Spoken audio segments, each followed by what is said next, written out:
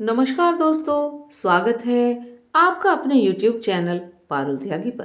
तो दोस्तों, आज सोमवार है और आज हम सुनेंगे 16 सोमवार व्रत कथा। तो बोलिए भगवान भोलेनाथ की जय हो। मृत्युलोक में भ्रमण करने की इच्छा करके एक समय श्री भगवान भोलेनाथ महादेव जी माता पार्वती के साथ पधारे। वहां घूमते घूमते विदर्भ देशांगर अमरावती नाम की अति रमणीक नगरी में पहुंचे। अमरावती नगरी अमरापुरी के सदृश सब प्रकार के सुखों से परिपूर्ण थी। उसमें वहां के महाराज का बनाया हुआ अति सुंदर शिव जी का मंदिर बना था। उसमें भगवान भोलेनाथ माता भगवती के साथ निवास करने लगे। एक समय माता पार्वती भगवान भोलेनाथ को प्रसन्न देख के मनोविनाद करने की इच्छा से बोली कि हे महाराज, आज तो हम तुम्हारे साथ चौसर खेलेंगे।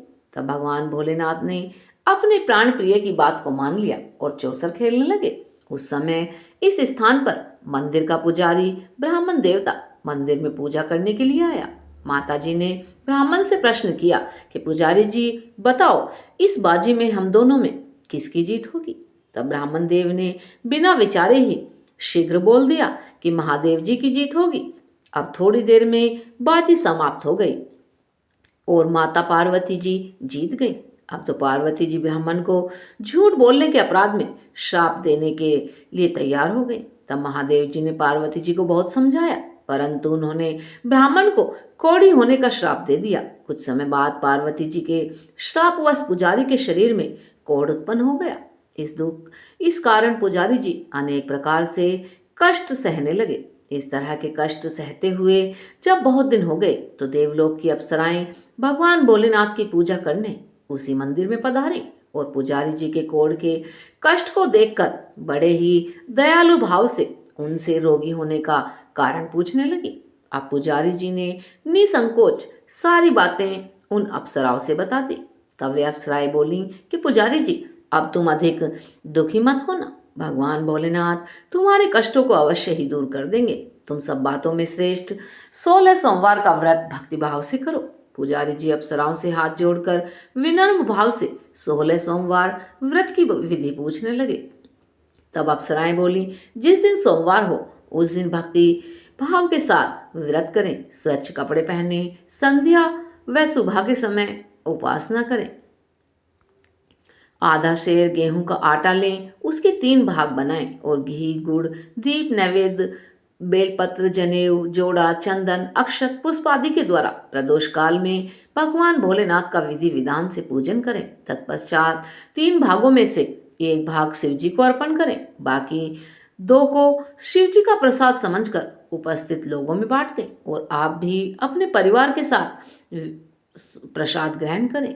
इस विधि से 16 सोमवार का व्रत करें। तत्पश्चात 17वें सोमवार के दिन पाव सेर साफ गेहूं के आटे की बाटी बनाएं, उसमें घी गुड़ मिलाकर चूरमा बनाएं और भगवान भोलेनाथ को भोग लगाकर उपस्थित भक्तजनों में बांट दें। इसके बाद परिवार सहित प्रसाद लें। भगवान भोलेनाथ की कृपा से आपके सभी मनोरथ पूर्ण हो जाएंगे। ऐसा कहकर वो अप्सराएं वहां से चली गईं। अब ब्राह्मण देव ने यथाविधि 16 सोमवार व्रत किया तथा भगवान भोलेनाथ की कृपा से रोग से मुक्त होकर आनंद से जीवन व्यतीत करने लगा। कुछ दिन बाद फिर भगवान भोलेनाथ और माता पार्वती उस मंदिर में पधारे। तब माता पार्वती ने ब्राह्मण को निरोगी देखा और पार्वती ने पूछा कि तुम्हें रोग से मुक्त होने का कौन सा इलाज किया। तब ब्राह्मण ने 16 सोमवार व्रत की विधि माता को कह सुनाई। तब माता पार्वती अति प्रसन्न होकर ब्राह्मण से व्रत की विधि पूछकर स्वयं व्रत करने को तैयार हुई। व्रत करने के बाद उनकी मनोकामना भी पूर्ण हुई तथा उनके रूठे पुत्र स्वामी कार्तिकेय स्वयं माता के आज्ञाकारी पुत्र हुए। परंतु कार्तिकेय जी को अपने यह विचार परिवर्तन का रहस्य जानने की बड़ी इच्छा हुई। माता से बोले कि हे माता, आपने ऐसा कौन सा पुण्य किया जिससे मेरा मन आपकी ओर आकर्षित हुआ। तब पार्वती जी ने वही 16 सोमवार व्रत कथा उनको सुनाई। स्वामी कार्तिकेय जी बोले कि इस व्रत को मैं भी करूंगा, क्योंकि मेरा प्रिय मित्र ब्राह्मण बहुत दुखी दिल से परदेश गया हुआ है। हमें उससे मिलने की बहुत ही इच्छा है। कार्तिकेय जी ने भी इस व्रत को किया और उनका प्रिय मित्र ब्राह्मण मिल गया। मित्र ने इस आकस्मिक मिलन का भेद कार्तिकेय जी से पूछा तो वे बोले कि हे मित्र, हमने तुम्हारे मिलने की इच्छा करके 16 सोमवार का व्रत किया था। अब तो ब्राह्मण को भी अपने विवाह की बड़ी इच्छा हुई। कार्तिकेय जी से व्रत की पूरी विधि पूछी और यथाविधि व्रत किया। व्रत के प्रभाव से जब वह किसी कार्यवश विदेश गया तो वहां राजा की लड़की का स्वयंवर था। राजा ने प्रण किया था कि जिस राजकुमार के गले में सब प्रकार से श्रृंगारित हथनी माला डालेगी, मैं उसी के साथ अपनी प्यारी पुत्री का विवाह कर दूंगा। भगवान भोलेनाथ की कृपा से ब्राह्मण भी स्वयंवर देखने की इच्छा से राजसभा में गया और सभा में एक ओर जाकर बैठ गया। अब नियत समय पर हथनी आई और उसने जयमाला उस ब्राह्मण के गले में डाल दी। राजा ने अपनी प्रतिज्ञा के अनुसार बड़े ही धूमधाम से कन्या का विवाह उस ब्राह्मण के साथ कर दिया। राजा ने ब्राह्मण को बहुत सा धन और सम्मान देकर संतुष्ट किया। ब्राह्मण सुंदर राजकन्या पाकर सुख से जीवन व्यतीत करने लगा। एक दिन राजकन्या ने अपने पति से प्रश्न किया कि हे प्राणनाथ, आपने ऐसा कौन सा भारी पुण्य किया था जिसके प्रभाव से हथनी ने सब राजकुमारों को छोड़कर आपके गले में माला डाली। तब ब्राह्मण बोला कि हे प्रिय, मैंने अपने मित्र कार्तिकेय जी के कथानुसार 16 सोमवार का व्रत किया था, जिसके प्रभाव से मुझे तुम जैसी रूपवान पत्नी की प्राप्ति हुई है। अब तो व्रत की महिमा को सुनकर राजकन्या को बड़ा ही आश्चर्य हुआ और वह भी पुत्र की कामना करके व्रत करने लगी। भगवान भोलेनाथ की दया से उसके गर्भ से एक अति सुंदर, सुशील, धर्मात्मा और विद्वान पुत्र उत्पन्न हुआ। माता पिता दोनों उस देव पुत्र को पाकर बहुत प्रसन्न थे और उसका लालन पोषण भले प्रकार करने लगे। जब पुत्र समझदार हुआ तो उसने एक दिन अपनी माता से प्रश्न किया कि हे माँ, तुमने ऐसा कौन सा व्रत किया एवं तप किया जो मेरे जैसा पुत्र तुम्हारे गर्भ से उत्पन्न हुआ। माता ने पुत्र का प्रबल मनोरथ जान करके अपने किए हुए 16 सोमवार के व्रत को विधि के सहित अपने बेटे को बताया। तब पुत्र ने सब तरह के मनोरथ पूर्ण करने वाले व्रत को सुना तो वह भी इस व्रत को राज्याधिकार पाने की इच्छा से हर सोमवार को यथाविधि करने लगा। तो एक दिन एक देश के वृद्ध राजा के दूतों ने आकर उसको राजकन्या के लिए वरण किया। राजा ने अपनी पुत्री का विवाह ऐसे सर्वगुण संपन्न ब्राह्मण युवक के साथ करके बड़ा सुख प्राप्त किया। वृद्ध राजा के दिवंगत हो जाने पर इसी ब्राह्मण बालक को गद्दी पर बैठाया गया, क्योंकि दिवंगत राजा के कोई पुत्र नहीं था। राज्य का उत्तराधिकारी होकर भी वह ब्राह्मण पुत्र अपने 16 सोमवार के व्रत को करता रहा। जब 17वां सोमवार आया तो ब्राह्मण पुत्र ने अपनी पत्नी से सब पूजन सामग्री लेकर भगवान भोलेनाथ के लिए शिवालय में चलने के लिए कहा, परंतु उसकी प्रियतमा ने उसकी आज्ञा की परवाह ना की और दास दासियों के द्वारा सब सामग्री शिवालय में भिजवा दी और अपने आप नहीं गई।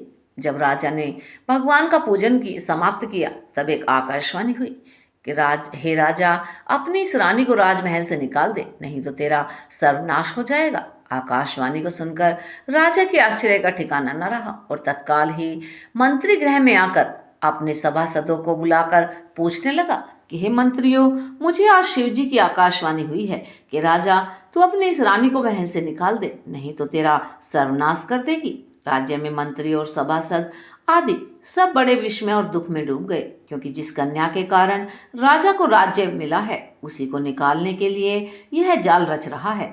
ये कैसे हो जाएगा। अंत में राजा ने उसे अपने यहाँ से निकाल दिया। रानी दुखी हृदय मन को कोसती हुई नगर के बाहर चली गई। बिना चप्पलों, फटे वस्त्र पहने, भूख से व्याकुल धीरे धीरे चलकर एक नगर में पहुंची। वहां एक बुढ़िया सूत काटकर बेचने को जा रही थी।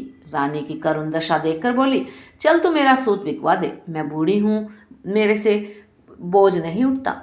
ऐसी बात बुढ़िया की सुन रानी के सिर पर सूत की गठड़ी उतारकर अपने सिर पर रख ली। थोड़ी देर बाद आंधी आई और बुढ़िया का सूत पोटली के सहित उड़ गया। बेचारी बुढ़िया पछताती रह गई और रानी को अपने साथ से दूर रहने को कह दिया।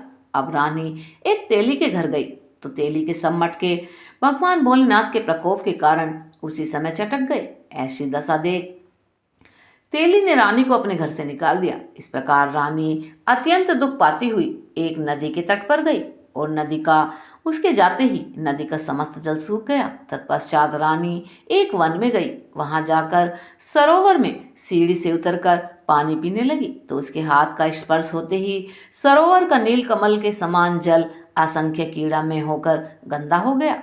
रानी ने भाग्य पर दोष करते हुए उस जल को ही पी करके पेड़ की शीतल छाया में विश्राम करना चाहा, तो वह रानी जिस पेड़ के नीचे जाती उस पेड़ के पत्ते स्वयं ही नीचे गिर जाते। वन, सरोवर तथा जल की ऐसी दशा देखकर गायें चराते ग्वालों ने अपने गोसाई जी से, जो उस जंगल में स्थित मंदिर में पुजारी थे, कहा। गुसाई जी के आदेश अनुसार ग्वाले रानी को पकड़कर गुसाई जी के पास ले गए। रानी के मुख की कांति और शरीर शोभा देख गुसाई जान गए कि अवश्य ही कोई विधि की गति की मारी कुलीन स्त्री है। ऐसा सोचकर पुजारी जी ने रानी से कहा कि पुत्री, मैं तुमको अपनी बेटी के समान रखूंगा, तुम मेरे साथ मेरे ही आश्रम में रहो। गुसाई जी के ऐसे वचन सुनकर रानी को थोड़ा धीरज हुआ और आश्रम में रहने लगी। परंतु आश्रम में रानी जो भी भोजन बनाती उसमें कीड़े पड़ जाते, जल भरकर लाती तो उसमें कीड़े पड़ जाते। अब तो गोसाई जी भी बहुत दुखी हुए और रानी से बोले कि हे बेटी, तुम्हारे ऊपर कौन से देवता का कोप है जिससे तुम्हारी ऐसी दशा हुई है। पुजारी जी की बात सुन रानी ने भगवान भोलेनाथ के पूजन का बहिष्कार करने की अपनी सारी व्यथा सुना दी। तो पुजारी जी शिव जी महाराज की अनेक प्रकार से स्तुति करने लगे। रानी से बोले कि हे पुत्री, तुम सब मनोरथों को पूर्ण करने वाले 16 सोमवार व्रत को करो, उसके प्रभाव से अपने कष्ट से मुक्त हो जाओगी। गोसाई जी की बात मानकर रानी ने 16 सोमवार व्रत को विधिवत संपन्न किया और 17वें सोमवार को पूजन के प्रभाव से राजा के हृदय में विचार पैदा हुआ कि रानी को गए हुए बहुत समय व्यतीत हो गया है, ना जाने कहाँ कहाँ भटकती होगी, मुझे उसे ढूंढना चाहिए। और ये सोचकर रानी को तलाश करने के लिए चला। चारों दिशाओं में दूत भेजे। वे दूत रानी को खोजते हुए पुजारी जी के आश्रम में पहुंच गए। रानी को पाकर पुजारी जी से रानी को मांगने लगे, परंतु पुजारी जी ने उन दूतों को मना कर दिया। तो दूत चुपचाप अपने महल आकर लौट आए। महाराज के सन्मुख रानी का पता बतलाया। रानी का पता पाकर राजा स्वयं पुजारी जी के आश्रम में गया और पुजारी से हाथ जोड़कर प्रार्थना करने लगा कि हे पुजारी जी, ये जो देवी आपके आश्रम में रहती हैं वो मेरी पत्नी है। भगवान भोलेनाथ के कोप से मैंने इनको त्याग दिया था। अब इन पर भगवान भोलेनाथ का प्रकोप शांत हो गया है, इसीलिए मैं इन्हें लेना आया हूँ। आप इन्हें मेरे साथ जाने की आज्ञा दीजिए। गोसाई जी ने राजा के वचन को सत्य समझकर रानी को राजा के साथ जाने की आज्ञा दे दी। गोसाई जी की आज्ञा पाकर रानी प्रसन्न मन होकर राजा के साथ महल में आई। नगर में अनेक प्रकार के बाजे बजने लगे। नगर निवासियों ने नगर के दरवाजे तथा नगर के सुंदरता को बनाया और घर घर में मंगल गान होने लगे। पंडितों ने विविध वेद मंत्रों का उच्चारण करके अपनी राजरानी का स्वागत किया। ऐसी अवस्था में रानी ने पुनः अपनी राजधानी में प्रवेश किया। महाराज ने अनेक तरह के से ब्राह्मणों को दान आदि देकर भोजन कराकर संतुष्ट किया। नगरी में स्थान स्थान पर सदा व्रत खुलवाए जहां भूखे लोगों को भोजन मिलता था। इस प्रकार से राजा भगवान भोलेनाथ की कृपा का पात्र हो राजधानी में रानी के साथ अनेक तरह के सुखों का भोग करते हुए सोमवार का व्रत करने लगे। विधिवत भगवान भोलेनाथ का पूजन करते हुए इस लोक में अनेकों अनेक सुख भोगने के बाद तत्पश्चात शिवपुरी में प्रवेश कर गए। इस प्रकार जो भी मनुष्य मन, वचन और कर्म द्वारा भक्ति भाव से 16 सोमवार का व्रत पूजन इत्यादि विधि पूर्वक करता है, वह इस लोक में समस्त सुखों को भोग कर अंत में भगवान भोलेनाथ को प्राप्त होता है। ये व्रत सब मनोरथों को पूर्ण करने वाला है। बोलिए भगवान भोलेनाथ की जय हो। आइए अब हम करते हैं शिव जी की आरती। ओम जय शिव ओमकारा, स्वामी हरि शिव ओमकारा, ब्रह्मा विष्णु सदा शिव, ब्रह्मा विष्णु सदा शिव, अर्धांगी धारा। ओम जय शिव ओमकारा, एकानन चतुरानन पंचानन साजे, स्वामी पंचानन राजे, हंसानन गरुड़ासन वृषवाहन साजे। ओम जय शिव ओमकारा, दो भुज चार चतुर्भुज, 10 भुज ते सोहे, स्वामी 10 भुज ते सोहे, तीनों रूप निरखता त्रिभुवन जन मोहे। ओम जय शिव ओमकारा, अक्षमाला वनमाला मुंडमाला धारी, स्वामी मुंडमाला धारी। चंदन मृग मद चंदा बोले शशिधारी। ओम जय शिव ओमकारा। श्वेतांबर पीतांबर बाघांबर अंगे स्वामी बाघांबर अंगे। सनकादिक ब्रह्मादिक भूतादिक संगे। ओम जय शिव ओमकारा। कर में श्रेष्ठ कमंडल चक्र त्रिशूल धरता। स्वामी चक्र त्रिशूल धरता। जग करता जग हरता जग पालन करता। ओम जय शिव ओमकारा। ब्रह्मा विष्णु सदा शिव जानत अविवेका। स्वामी जानत अविवेका। प्रणवाक्षर के मध्य ये तीनों एका। ओम जय शिव ओमकारा। त्रिगुण स्वामी जी की आरती जो कोई भी गावे। स्वामी प्रेम सहित गावे। कहत शिवानंद स्वामी कहत हरिहर स्वामी। मनवांछित फल पावे। ओम जय शिव ओमकारा। जय हो भगवान भोलेनाथ की जय हो। हे भगवान भोलेनाथ, जो भी आपके 16 सोमवार व्रत को विधि विधान से करे उनकी मनोकामना अवश्य ही पूर्ण करना। बोलिए